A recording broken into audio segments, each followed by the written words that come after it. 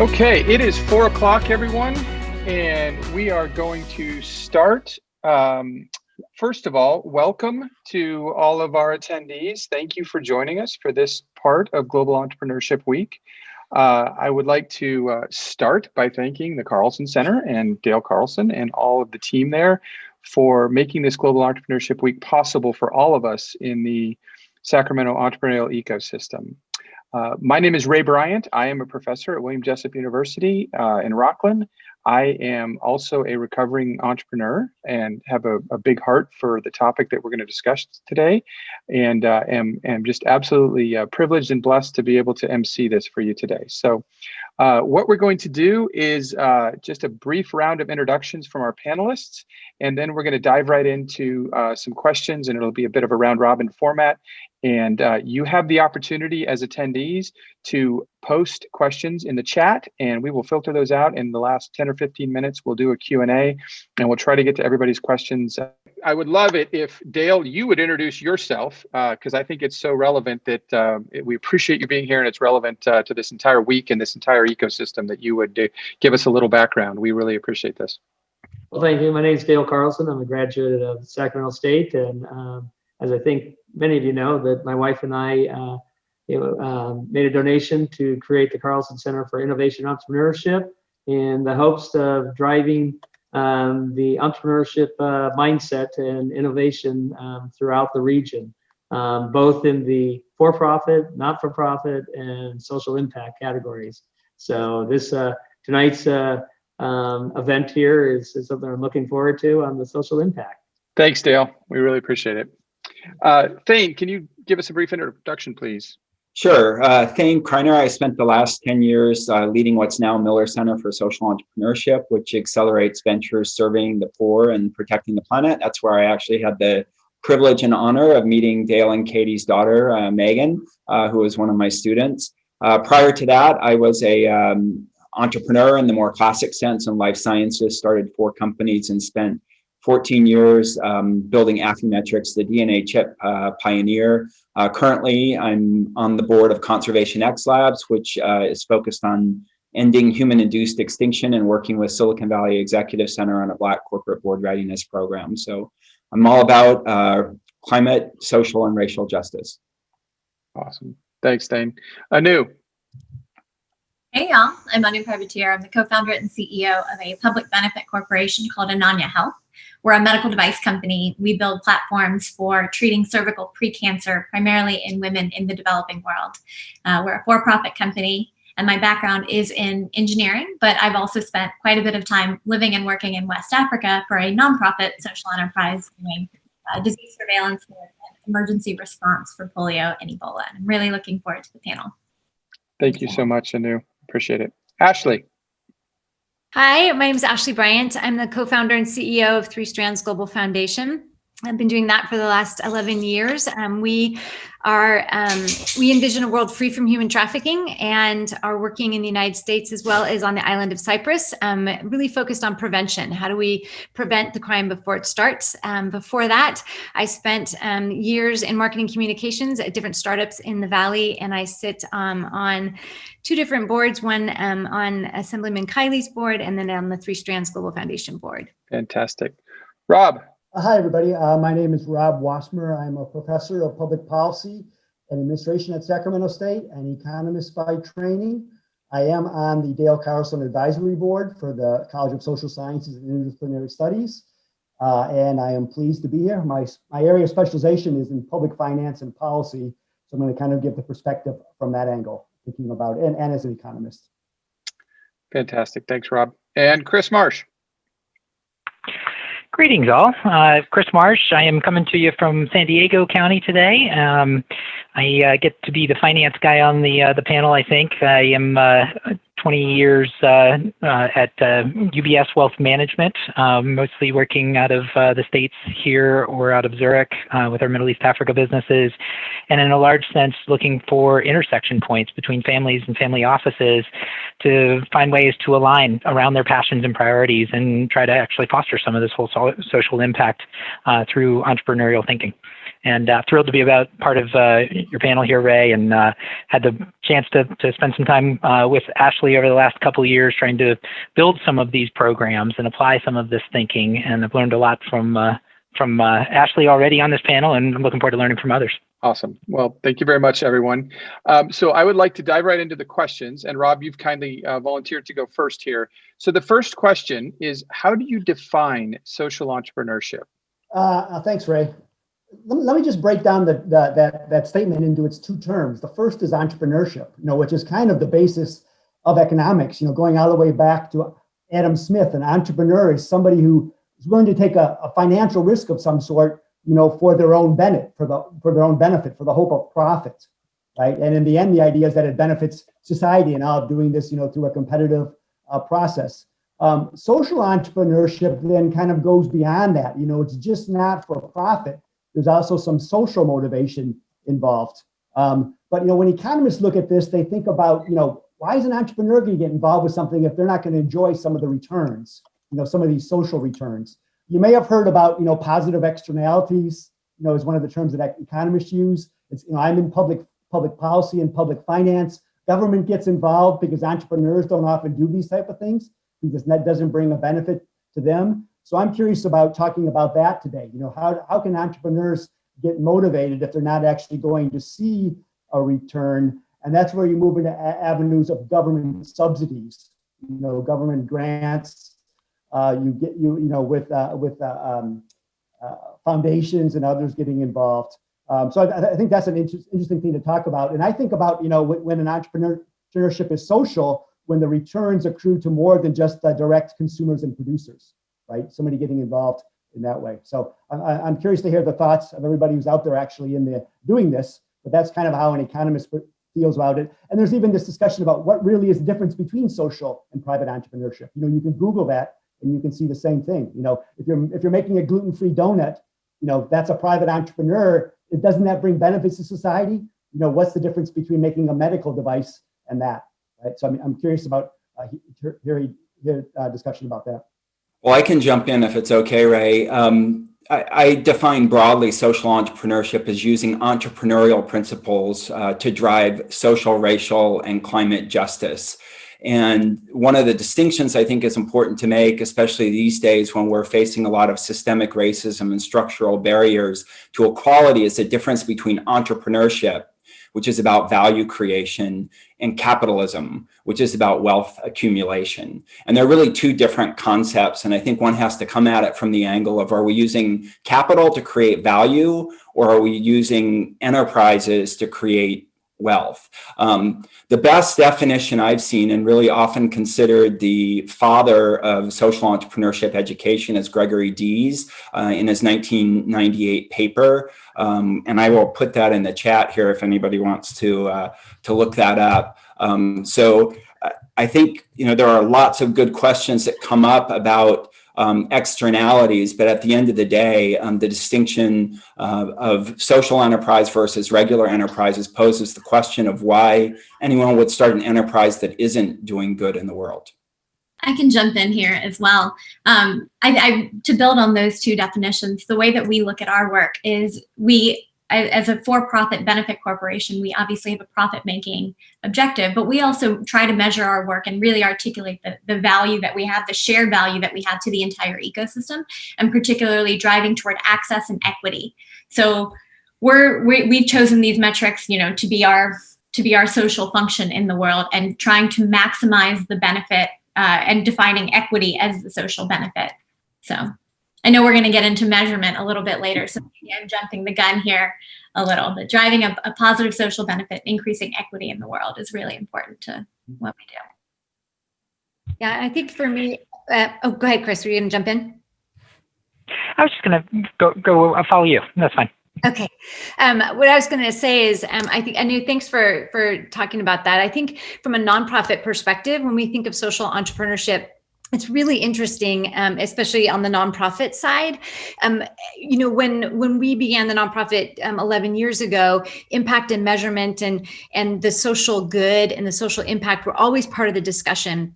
and hopefully we'll get into this as we have our time together. But I think that nonprofits, sometimes there's this idea that this charitable entity does things charitably, and there isn't the social impact or the measurements that are happening. And I think we've really, in the last 5 years, seen that shift. And I think that's a really important component to be able to talk about today, is this idea that that social entrepreneurship and nonprofit and what we do, Thane, to what you said, is really important to be looking at the social impact piece of this, right? How are we as nonprofits or for-profits actually having impact on social good? And I think that is an important conversation. And I think we're having it more and more. And I think that's important, especially on the nonprofit side.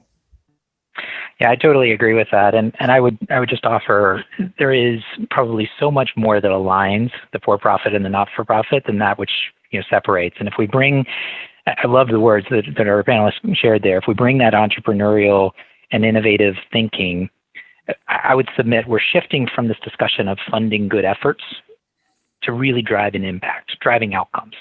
And we got to a point at UBS over the course of the last 4 or 5 years and really focusing on way beyond just thinking about ESG or socially responsible investing. How do we really think about that entrepreneurial, innovative mindset applied to capital and capital flows?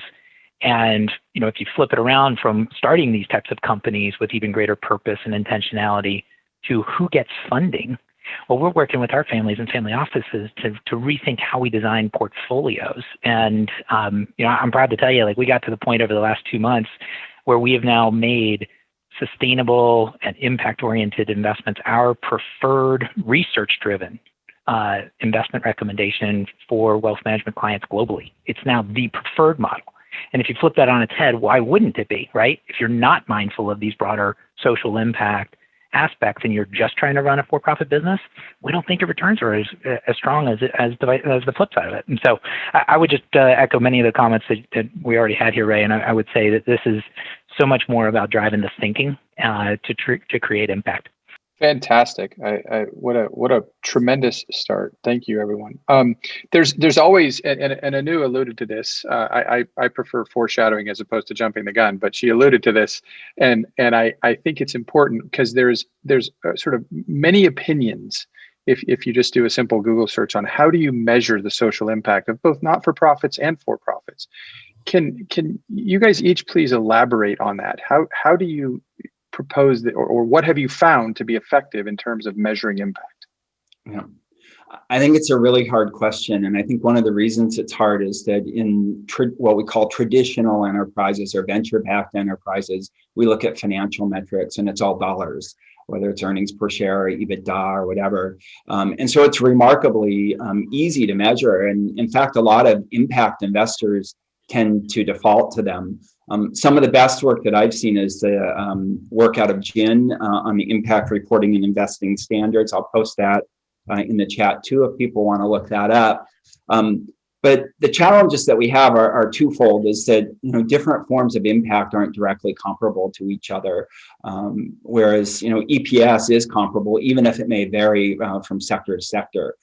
So the way that I've thought about it over the 10 years at Miller Center, we worked with about 1,000 enterprises going through our accelerator programs and encouraged them all to come up with what Chris already alluded to is what are the actual outcomes, and that comes through what we call a theory of change model, where you start with what are the resources you have, which are one of your cost drivers. What activities do they engage in, which is also a cost driver. What are the outputs of that?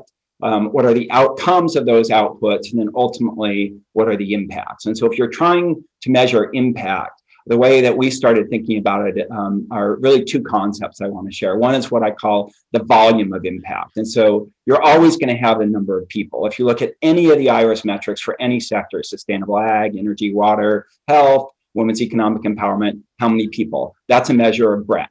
The other measure, obviously, when you're thinking about volume is depth and the amount of impact. And that's where the quantification gets really, really tricky. How do you compare a life saved to a life improved to a life transformed? On top of that, the depth becomes very, very difficult to compare across sectors, as I said, And both the numerator, when you think about the impact return on investment, which is the volume of impact over your total investment, have multi-factors in them. So in clean energy, for example, you might have a number of people whose lives are saved by having clean energy because they can now have oxygen in a hospital. And you might have other people whose lives are transformed because they have an education. You have other people whose lives are improved because they can generate income at night.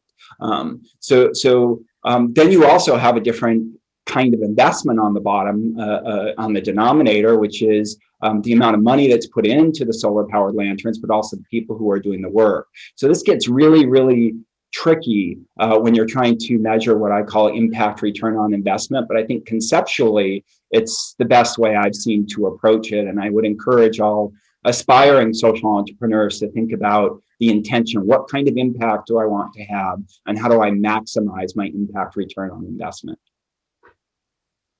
Thane, can I jump in? Ray, I'm just curious about who's funding these activities, right? Is it a private investor or is it government? Because that was what I kind of raised before. The private investor looks for a return on investment, in a private activity. And then you speak about the social returns, but are they willing to sacrifice, a higher return in another? The traditional economics says no. That's why we need to have a government. That's why we may have to have a philanthropist. We may have to find a corporation who's looking for a goodwill to do this. But how do you bridge that divide for a lower return for saving a life? It's not working in greenhouse gas emissions, right? People are not considering their own activities or businesses in reducing greenhouse gas emissions. Bob, I want to build on something that you just said there. I think we tend to forget I'm an optimist. I live in this space every day. The financial systems and the metrics that we use to measure our financial systems have had hundreds of years to evolve their thinking on what metrics matter. And it's only the past 100 years have we standardized on those metrics. I think the metrics that we use to define impact, we've still got a long way to go. That conversation is just now starting. And I hear this a lot that it's just too expensive to measure these things. It's just too expensive. All people care about is the bottom line. But the reality is we're just not taking into account the true cost of doing business, right? Carbon's a great example. We're not, there's a great book that just came out called Reimagining Capitalism. Yeah. World on Fire. And I think Rebecca Henderson makes this point really beautifully of, the sticker price of a kilowatt hour of coal is something like 4 cents. But when you take into account all of the costs associated with that to the entire system, just because they're not being paid by the end consumer doesn't mean those costs don't exist. And if they were measured and articulated correctly, then we would be paying a much higher price, but we could also price that against solar, wind, and alternative energy sources. So I think a lot of it is we're going to develop these metrics over time. And the more momentum we have around social entrepreneurship, the easier it becomes to sort of turn that tide together. When it's just a few firms just doing this out of the goodness of their hearts, then it becomes, feels like charity. But if we can all start articulating and standardizing on impact metrics that matter, and they're going to be industry specific, but the more we standardize on them, it becomes easier to bake that true cost in and see the benefit of social entrepreneurship or social purpose for our company. In my business, I would argue that those metrics are already there. I teach a benefit cost analysis where you do have to monetize these type of elements, as Thane was talking about, the value of a life, the value of a lost limb, the value of higher income, the value of education. These things are all monetized and they're pretty well done, right? So they could be adopted by the social entrepreneurship. Yeah. Put a dollar value on it because there is a cost to doing all this. So you monetize the benefits in some way. Yeah, I disagree with that. That assumes that money is the only form of value creation. And I think the world's actually at a tipping point now where we realize that the systems that have led to massive wealth accumulation have disenfranchised people and planet. And when we think about impact return, financial return is not the only measure of return. There's return on people's joy and their ability to live a full life and on their human dignity. And so we can talk about positive externalities, but I think there's also a notion of positive internalities.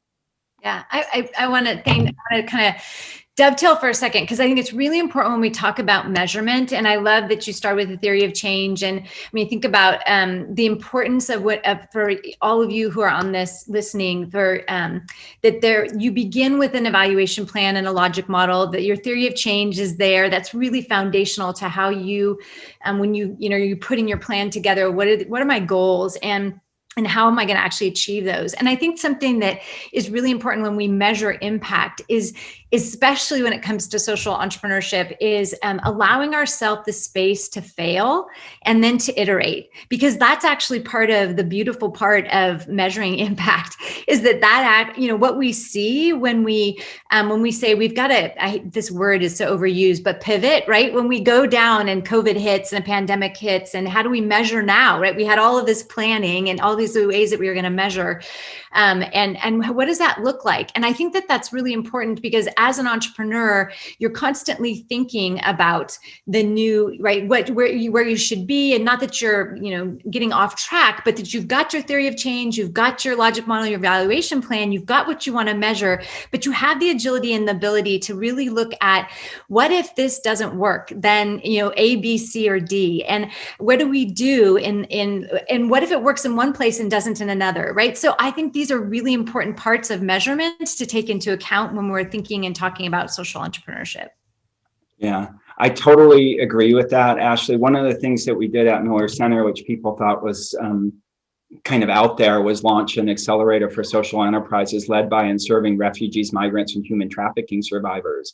And one of the principles that a lot of people thought, myself included, I was very naive, is like, well, you can't use a entrepreneurial model to help people who are that much marginalized in the human population, but you're doing it.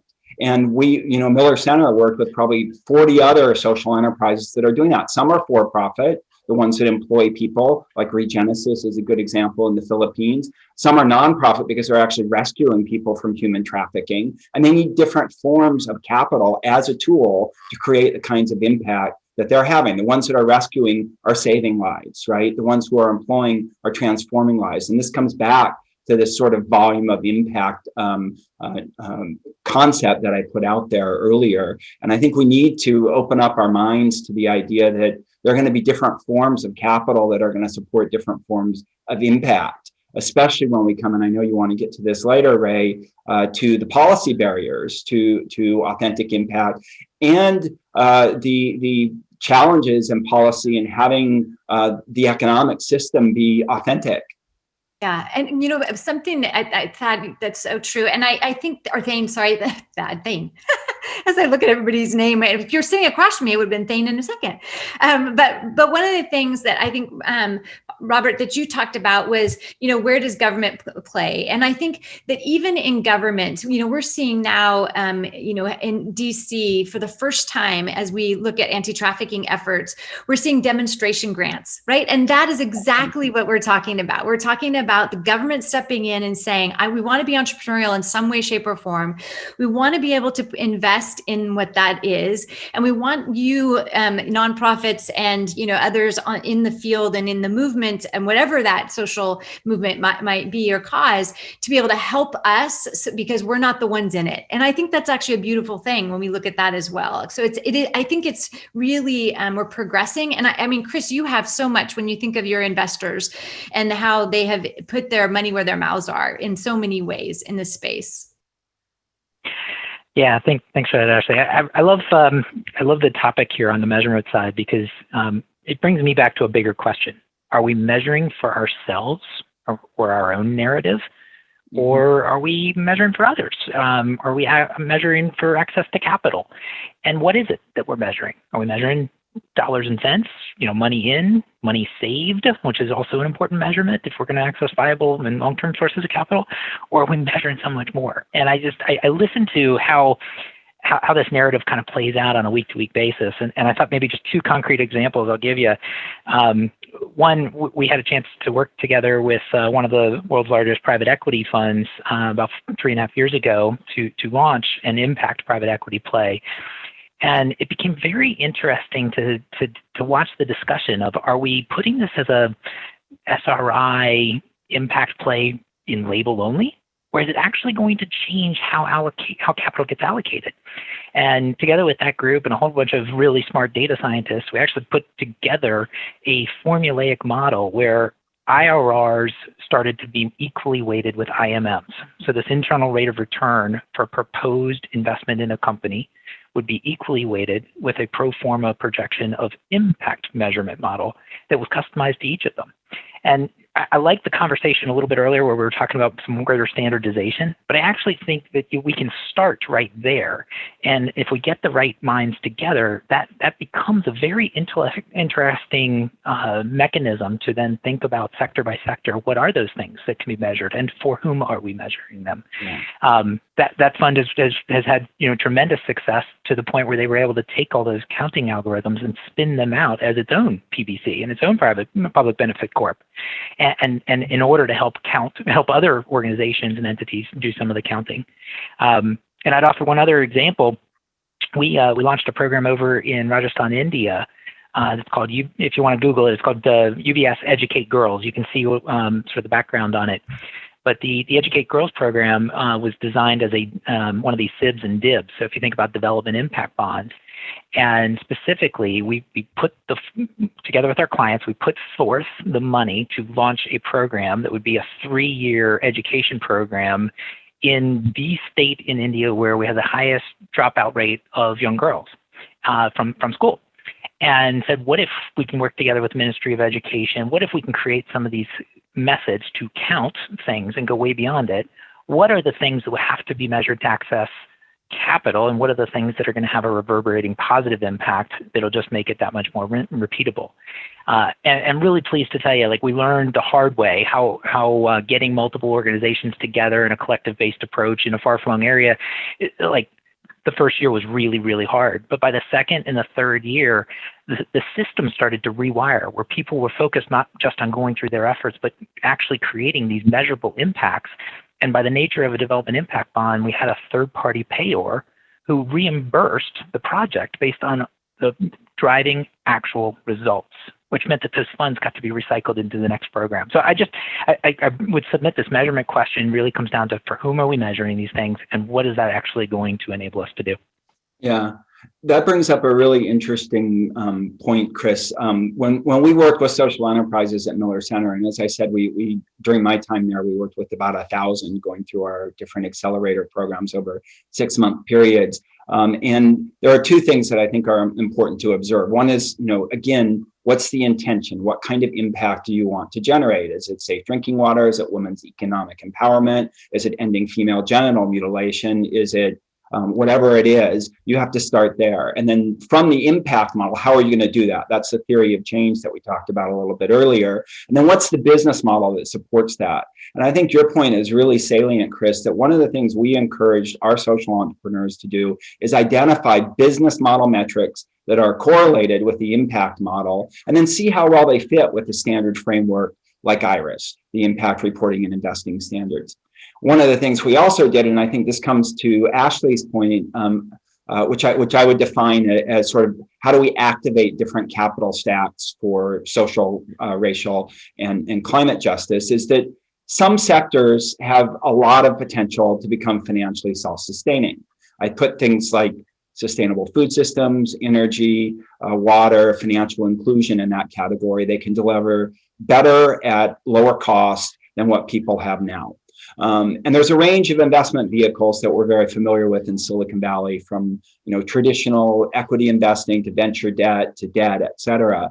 But there's other forms of impact that are always going to require some kind of concessionary financial capital, especially early childhood education, some forms of help, disaster relief. And there are capital stacks that already exist. And so I think the idea behind social entrepreneurship is that we're activating all of those capital stacks and aligning them with a form of impact where we can create the greatest impact return on investment.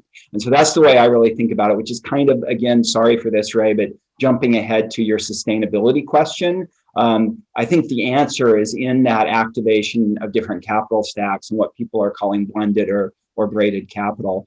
I also wanted to quickly note, and then I'll be quiet for a second so others can talk.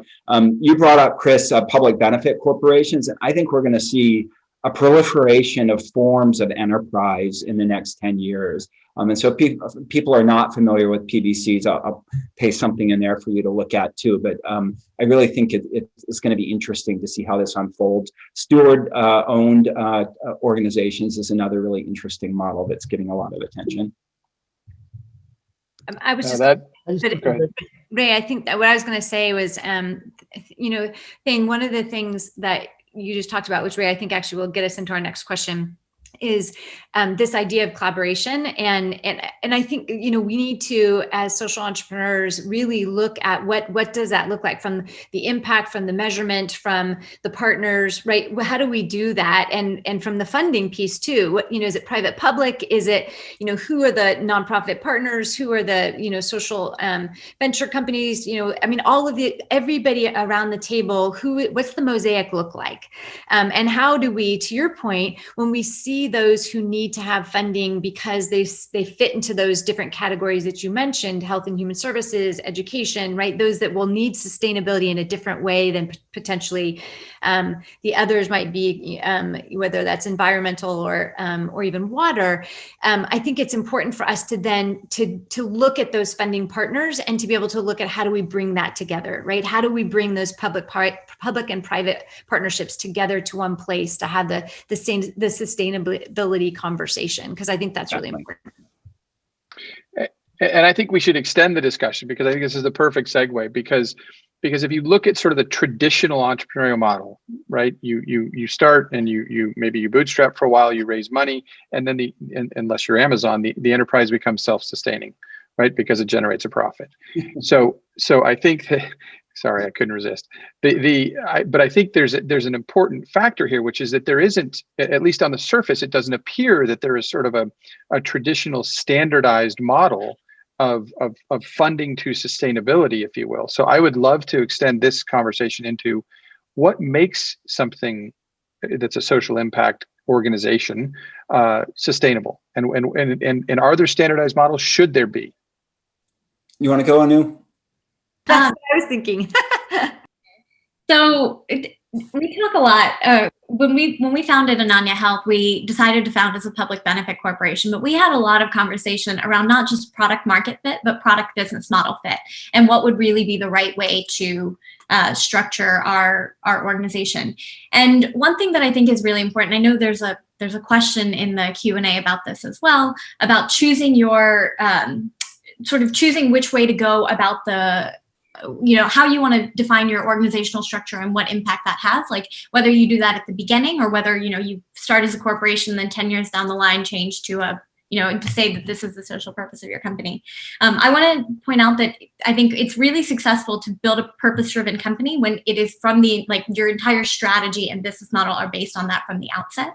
Mm-hmm. I think that when you bake in that strategy, it becomes a little bit more to see sustainability, even if it's a longer time horizon. For us, I'll use the example I know best, which is what Ananya Health is doing. Most medical device companies build for the US market. They try to, start with a little bit of traction and generate enough sales, and then maybe they'll expand out to other, what we call non-traditional markets. Maybe they'll go into Asia or Africa if they can generate enough revenue.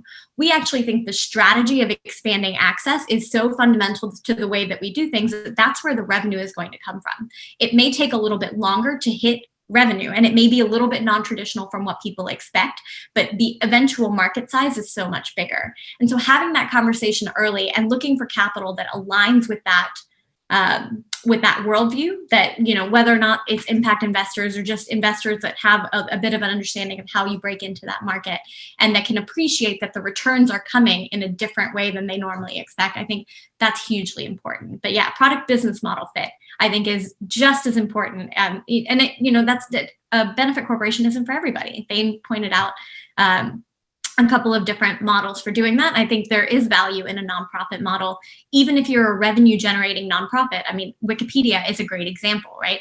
it's the fifth most valuable web property in the world, and they choose to make themselves a nonprofit for a reason, right? And they choose that business model because it drives their entire strategy. So I think it's worth saying that, like, okay, I have a social purpose to what I'm doing. I have some options in front of me. I can do this as a traditional corporation. I can do this as a LLC or whatever it might be.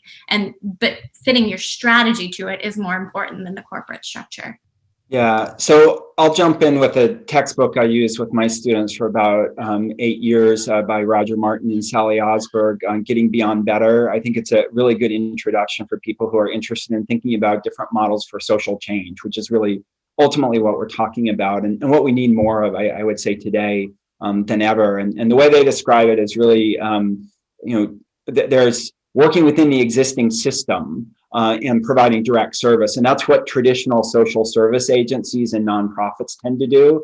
And they tend to look at the cost per outcome, and they're very reliant on philanthropy models. And they discount operating efficiencies, and you get these kinds of notions that you alluded to in our pre-discussion about, oh, we don't have any overhead. But the consequence of no overhead is that you're not getting any team development, and you're not lowering the cost per beneficial outcome, which is what every entrepreneurial endeavor is trying to do, is improve the product quality at a lower price, right? That's what you're trying to do. So I think there's a fundamental flaw in saying we're just going to keep giving money and getting the same level and quality of outcome over time if we're really trying to accelerate change in the world. On the other hand, you have social justice movements, right? Social activism. Black Lives Matter is very prominent on people's minds now, and this is indirect social change. We're trying to change things at a high level, like policy, but it's not directly helping the people who are suffering, like social service agencies. Social enterprises are taking the best of both of those. They're disrupting the status quo. And I think Anu's example is really, really enlightening, and something that we saw a lot of at Miller Center is that some of the innovations that people are developing for low resource settings, which you can call, lean startup or whatever you want in Silicon Valley terms, if we applied those here in the United States, we could drive down the cost of healthcare from 17% of GDP to 5% of GDP. But there's this ingrained notion that, oh, we'll start here and then we'll go there, as if there's a difference in people on different parts of the planet. So I really encourage us to look at what's happening in social entrepreneurship and use some of those innovations like Anu is making to leapfrog the technologies that we're using here and technologies, I mean both hard technologies as well as business model innovations. I think for us, it's interesting. This last year, one of my, as CEO of Three Strands, my personal goals were to look at different revenue streams. As a nonprofit, that may not be what every CEO is talking about, but for me, it was the sustainability and how do we, into the future, look at the programs that we offer for preventing human trafficking, and how do we create different revenue streams in the nonprofit model, and what does that mean? And so, for example, one of the things that we started was a license. We, licensing our prevention education, where we could cut back, Thane, to your point, on some staff in potential places around the country, and actually license it to another nonprofit so that they could do the work of our prevention education in a different place. And so that was one. And then globally, reaching, overseas to, I shared earlier, the island of Cyprus, where, now they are actually licensing part of our prevention there too. So I think that we need not stay in our boxes. I think it's really important. And I think as social entrepreneurs and entrepreneurs in general, we don't. That's not the mindset of an entrepreneur, but important to be able to think about whether it's a for-profit or if it is nonprofit, that we continue to push the envelope on how is revenue coming in? What are those different revenue streams? Whether it be, government or grants or licensing or whatever that might be, but just to really kind of diversify, I think is really important in the nonprofit model as well. One of the things, if I could just chime in for a second, one of the things that I think Ashlie is spot on and has done so well is to think about where her organization, a single organization, can fit nicely in a community context with others. And, I love Anu's comment at the beginning of just thinking about that intentionality from the beginning. And, Ash, I'm thinking of what you've been able to create in numerous cities, but especially in the San Diego Trafficking Prevention Collective, where, they're really there's multiple organizations working together, but if one person has an expertise in marketing, they can play that role across all three. If one person has an expertise in analytics and measurement, they could play that across. And so that idea of how do we think about not just empire building, but how do we think about building things with that long-term sustainability and viability model? It doesn't mean we had to have everything in-house, but we can partner with others to achieve that much more and do it that much more efficiently. I mean, that's a traditional entrepreneurial approach. It's just applied in new and ever more challenging circumstances to do it. Yeah, I love that point, Chris. And it really comes back again to getting out of the frameworks that we're so ingrained in thinking about as, you know, the Facebooks and the Googles and the Amazons of the world, that you have one really, really large company that's going to solve one really, really big problem. That can happen sometimes, and there's nothing wrong with that if it works. But I think, you know, if you go back to the origin of enterprise versus the origin of capitalism, to my earlier comments, it was really about value creation. And you had a village baker because that person was better at baking bread, and everybody got better bread at a lower price, and somebody else was better at milling the bread. So this notion of community-based, what I'm calling community-based impact enterprises, where we replicate successful models that are financially self-sustaining and provide value within that community, I think has a lot of promise for the future. And we're seeing that particularly in the clean energy area with solar microgrids, but I think circular models of agricultural production and consumption is going to be coming along pretty quickly as well. And then, you know, we're seeing great franchise models emerge too. And Ashlie kind of alluded to that, whether it's licensing or open source replication. So I think we have to open our minds if we're gonna change the world. Well, and I think that too, Thane, to that point, it's breaking down silos, right? One of the philosophies of Three Strands Global Foundation is we will not solve human trafficking by ourselves. And I actually think that as a movement, as an anti-trafficking movement, one of the things that we have failed at, and failure is part of being entrepreneurial, but I think that there were too many silos, and there was fragmentation all over the place. There wasn't consistency across the U.S., even globally. And so I think that, you know, one of the things that we've talked about in Washington, D.C. a lot is this idea of cross collaboration, and not just within the anti-trafficking movement, but the domestic violence movement, right? And child abuse and exploitation and all of those things. And then looking deeper at root causes, right? Because that's the other component, is that there is something, the cause and effect piece. So we need to make sure that as we look at the sustainability of what we're doing, that we don't do it by ourselves in this vacuum, but that we also have these partners, and we also look across the aisle to others that are doing similar things, that actually, to, you know, your point and to Ray's point, we can actually cross collaborate and work together. So I want to keep us moving forward, watching the clock here. I do want to make sure that we address this, one of the topics that we discussed for the panelists, which is the role of race and gender in sort of being fundable, starting a social enterprise. And I think this is simply an open question. There's no hypothesis or background to this, but I would appreciate the panelists' input on this, because I know that this is certainly an issue and something that we need to be cognizant of as a society.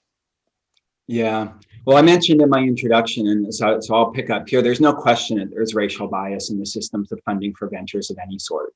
There was an HBR article, Harvard Business Review, published on June 19th, Juneteenth, which happens to be my birthday, and only 1% of VC dollars are going to Black founders, which is really horrible. And one of the things we've heard from a lot of social entrepreneurs working on the continent is that if the social enterprises are led by Africans, they're less likely to get capital than if they have a white expat founder. So that's really a problem. These systemic biases are real. You know, I think we need to address them by changing systems, and to change systems, you need to change governance. One of the things the Silicon Valley Executive Center that I'm on the advisory board for is doing is launching a series of conversations on diversity in Silicon Valley. The first event's going to be on December 10th. I'll put that in the chat box too. But I think we all have to play a role in changing the systems and realizing that if we only recruit people we know, if we only fund people who look like us, we're not going to change the world.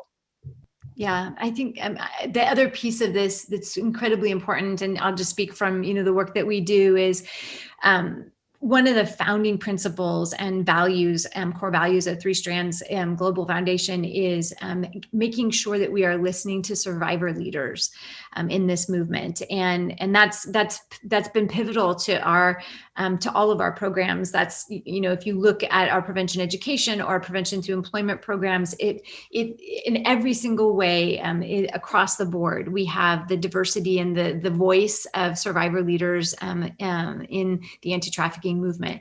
The other piece of this, to your point, Thane, is that we need to keep having the conversation around the diversity of the workforce that really mirrors the work we're doing too. I think that, as we build, we have staff of 21 people. And one of the things our executive staff talks each week about is, who are we reaching and who are we reaching them with? So inside and outside too, both. And what is our board? What's the diversity on our board too? What does our board look like? And I know, Thane, I just finished the Women's Corporate Readiness program at Santa Clara, and it was phenomenal. And the part of that is that we need, as we are, entrepreneurs and looking at how we create social change, that we need to make that a priority. And I think in California we have, which is fabulous. I think that women on boards now is something that needs to happen in the Russell 3000. And then obviously Governor Newsom just signed the new bill too about diversity on board. So I think it's a really important thing to continue. Thank you for that, Ashlie. We're launching a Black Corporate Board Readiness program too, starting in February, Black History Month. So that's also in the chat. Can we extend this? I'd like to, as far as good. I was just going to add, during COVID and the pandemic on the private entrepreneur side, so there's some evidence that I've recently seen about, minority businesses and minority entrepreneurs actually being a greater percentage, right? African-American women starting a large number of businesses. So there's something about the social entrepreneurship, the not-for-profit. Perhaps it doesn't pay as well. Perhaps the return on investment. Perhaps there's too much risk, right? I mean, that has to be envisioned, right? There clearly is some structural racism on the funding side, but there's also some issues in regard to whether people are going into it or not. So I don't have the statistics in front of me. I do know that women tend to start businesses at just about equal or maybe even higher rates than men do, and they get far less funding. That's right. I think one of the biases that I've seen, it's really hard when you're living in the system to understand whether or not your company is included in bias. You just have no idea why certain decisions play out the way that they do. But one thing I will say is I run a company focusing on women in developing countries, largely minority women, right? Black and brown women. Africa and India are the two highest burden cervical cancer countries in the world. And one of the problems that we have is people fund what they know. And when wealth is focused in the hands of people who don't look like the people that we are serving, it is sometimes a harder sell to explain what the problem is. It doesn't make the problem any less important. In fact, just today, WHO for the first time ever said, we're going to eradicate cervical cancer by 2030. And that is the first time that WHO has ever said that about any cancer worldwide. So we know that it's a big problem. It's just maybe selling that in the circles that we, that understand social entrepreneurship, or that just understand entrepreneurship and the market, and getting them to understand the scope of the problem and see it as more than just charity. That's been a challenge. So it's not a solution, but it is, it's there. It's not always the easiest sell.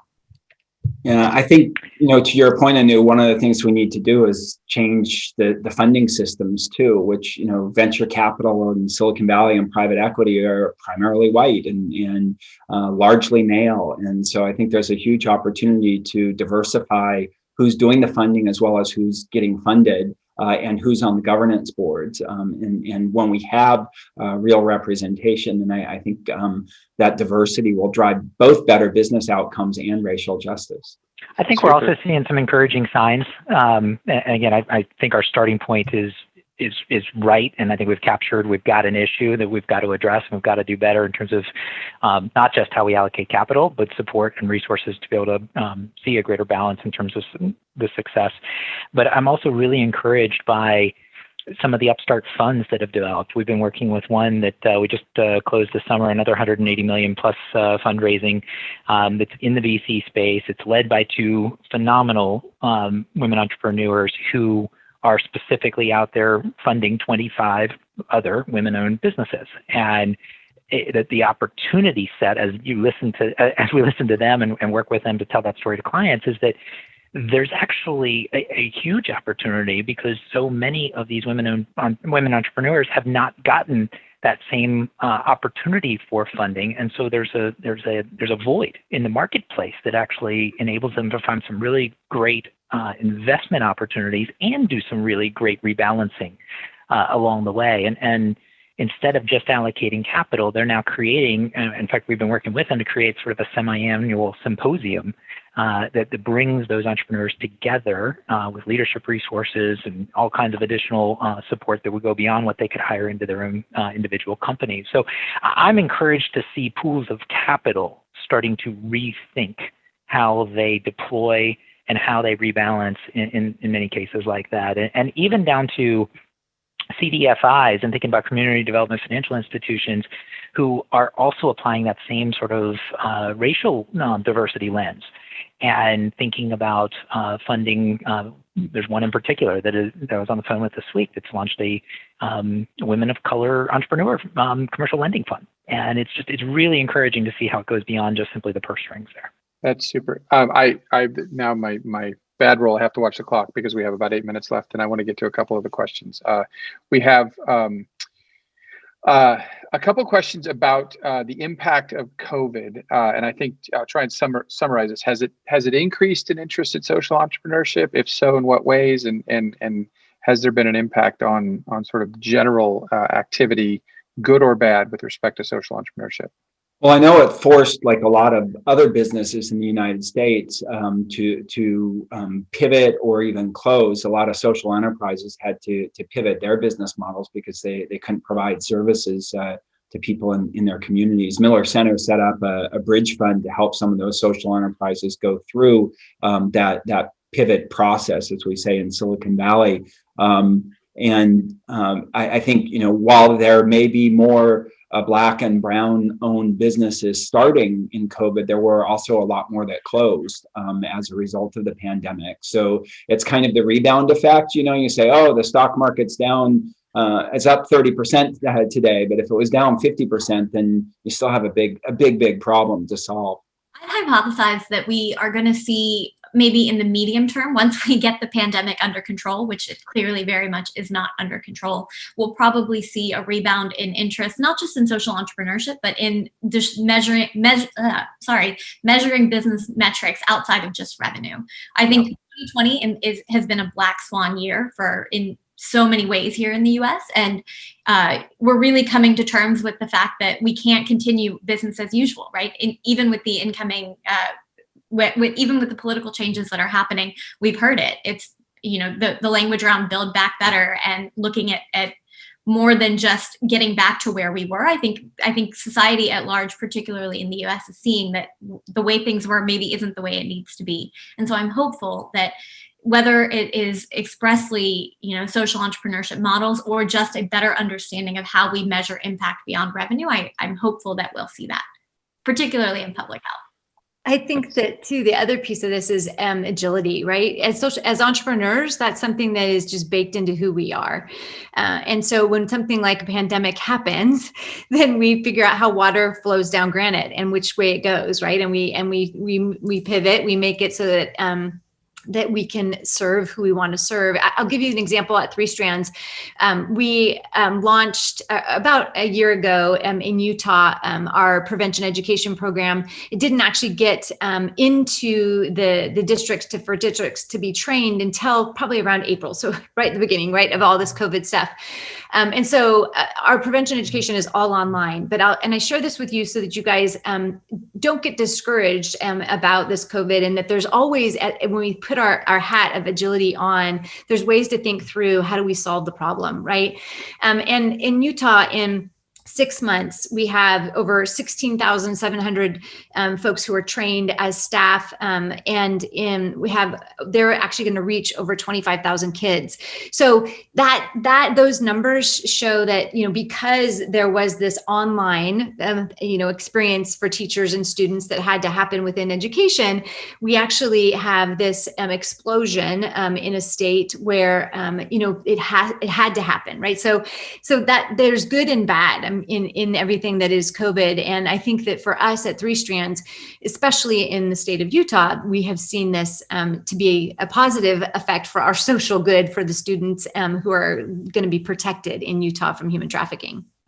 I would add from a public policy side, after the pandemic, there's going to be a lot of social activity that needs to be done. There's going to be a lot of things that needs to be fixed. And we've run up these unprecedented deficits at the same time.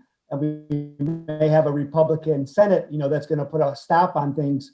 So social entrepreneurs, to that discussion we talked about before, really need to think about social impact, right? Both the government is going to be focusing on what can be delivered. And I think the government has to make some priorities also, right? I mean, one thing that I did not mention before is this idea of like rational prioritization. I know that the United Nations has these millennial goals, right? There's thousands of them, right? Hundreds of them, and there's only a certain amount of money, so they have to prioritize in some way. And they use some of the same stuff we talked about. What's the biggest bang for the buck? So I think that's what social entrepreneurs need to be thinking about, and even the government and funds that are interested in having an effect. You talked about before. You can pick out a specific goal and measure to get that goal. But when you open up the entire world, what's the best thing to spend the first $10 million on? That's the policy question, right? And that's the difficult one to measure. And I would say that economists have some measurements in that way. Born Lomborg, I would refer you to that name. Google that name, LOMBORG, rational prioritization.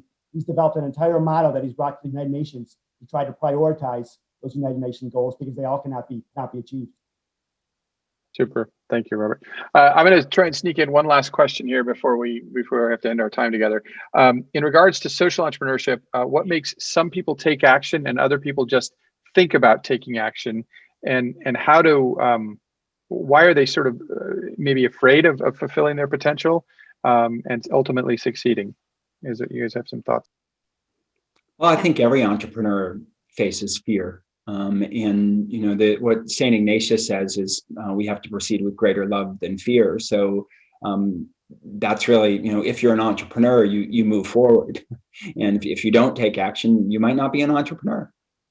That's so true, Thane. I was just thinking about, I literally in Slack to our staff, someone had said rejection, right? As an entrepreneur, you should expect rejection.